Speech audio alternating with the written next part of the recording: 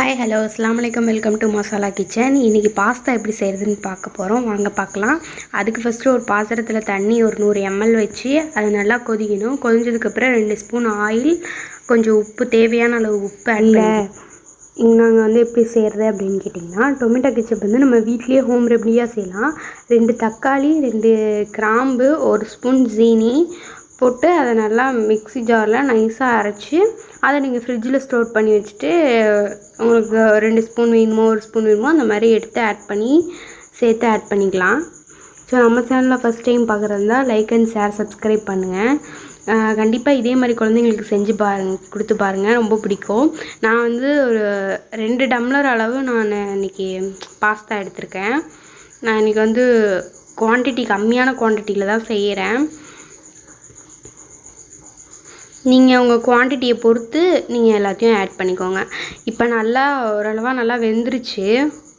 இப்போ நம்ம வேறு ஒரு பாத்திரத்துக்கு மாற்றி வடிச்சிடலாம். வடித்தட்டு போட்டு வடிச்சிடலாம்.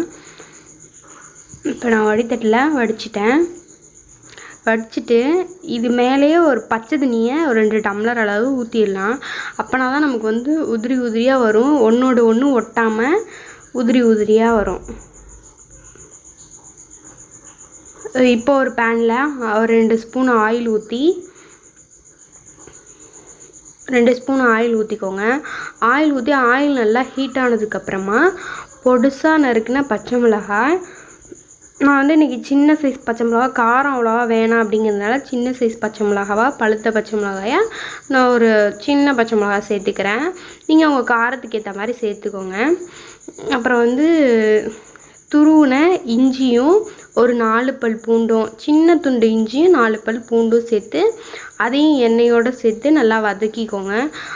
அதோட ஃப்ளேவர் நல்லா எண்ணெயில் இறங்கணும், அந்த மாதிரி நல்லா வதக்கிக்கோங்க. இப்போ நல்லா பொரிஞ்சதுக்கப்புறமா ஒரு மீடியம் சைஸ் வெங்காயம் எடுத்திருக்கேன். நீங்கள் வெங்காயத்தை இந்த மாதிரி கட் பண்ணி சேர்க்குறதா இருந்தாலும் சேர்க்கலாம். இல்லை எங்கள் குழந்தைங்களுக்கு இந்த மாதிரி குட்டீஸுங்களுக்கு பிடிக்காது அப்படிங்கிறவங்க நீங்கள் தக்காளி சேர்த்து அடிக்கும் போது இந்த வெங்காயத்தையும் சேர்த்து அடித்து மிக்ஸ் பண்ணி ஆட் பண்ணாலும் ஆட் பண்ணிக்கலாம். நான் இன்றைக்கி எப்போ பார்த்தாலும் அடித்து ஊற்றியே செய்கிறமேன்னு சொல்லிட்டு இன்றைக்கி நான் வெங்காயத்தை கட் பண்ணி போட்டாச்சு. ஒரு 2 பிஞ்சு மஞ்சள் தூள், நான் காரம் கம்மியாக இருக்கிறதுனால அது சின்ன ஸ்பூனால் 1 ஸ்பூன் மிளகாய் தூள் ஆட் பண்ணிக்கிறேன். அப்புறம் ஒரு மீடியம் சைஸ் தக்காளி நான் புளிப்புக்கு ஏற்ற மாதிரி ஆட் பண்ணியிருக்கேன். உங்களுக்கு புளிப்பு அதிகமாக வேணும்னா இன்னொரு தக்காளி எக்ஸ்ட்ரா சேர்த்துக்கோங்க. இப்போ அதையும் நல்லா கிண்டிக்கலாம். அதை நல்லா சேர்த்து நல்லா அந்த பச்சை ஸ்மெல்லாம் போகிற அளவு விட்டுருங்க. இப்போ பச்சை ஸ்மெல்லாம் போய் எண்ணெய் பிரிஞ்சு வந்துருச்சு. நான் என்கிட்ட டொமேட்டோ கெச்சப் வீட்டில் இருந்தது, நான் ஹோம் மேடாக செய்யலை, வீட்டில் இருந்தது இந்த கெச்சப்பு. ஒரு 1/2 ஸ்பூன் ஊற்றிக்கிறேன் டொமேட்டோ கெச்சப்பு. இன்றைக்கி இந்த கெச்சப் போதும், ஏன்னா தக்காளி வேறு ஊற்றிருக்கோம்ல, அதனால் டொமேட்டோ கெச்சப் போதும். அதுக்கப்புறமா சில்லி சாஸ் இது ஸ்வீட் சில்லி சாஸு. இதில் ஸ்வீட் கொஞ்சமாக கலந்துருக்கோம், அதனால் நாங்கள் ஸ்வீட் சில்லி சாஸாக அது 1 ஸ்பூன் ஆட் பண்ணியிருக்கேன். அதுக்கப்புறமா சோயா சாஸு ஒரு ஸ்பூனு. இப்போ இதெல்லாம் சேர்த்து நல்லா மிக்ஸ் பண்ணிடுங்க.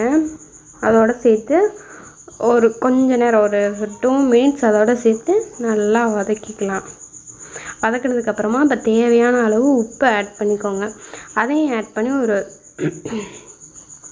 2 மினிட்ஸு அந்த எண்ணெயெலாம் நல்லா பிரிஞ்சு வர்றது அளவு, அந்த பச்சை ஸ்மெல்லாம் போகிற அளவு நல்லா அதோட சேர்த்து எண்ணெய்லாம் பிரிஞ்சு வர அளவு நல்லா இது பண்ணிக்கோங்க. இப்போ நம்ம வடித்து வச்சுருந்த உதிரியான பாஸ்தாவை சேர்த்துக்கலாம். இப்போ பாஸ்தாவை வச்சு அது ஸ்லிம்லேயே வச்சு எல்லாத்தையும் சேர்த்து அதோட பரட்டிடலாம். அவ்வளோதாங்க, சூப்பரான பாஸ்தா ரெடி ஆகிடுச்சு. ஸோ நீங்களும் அவ்வளோதான், கடைசியாக மல்லி இலைகளை தூவி சூப்பராக இறக்கிடலாம். இப்போ சூப்பராக ரெடி ஆகிடுச்சு. கண்டிப்பாக நீங்களும் ட்ரை பண்ணி பார்த்துட்டு கமெண்ட் பாக்ஸில் கமெண்ட் பண்ணுங்கள். நம்ம சேனலை ஃபஸ்ட் டைம் பார்க்குறதா லைக் அண்ட் ஷேர் சப்ஸ்கிரைப் பண்ணுங்கள்.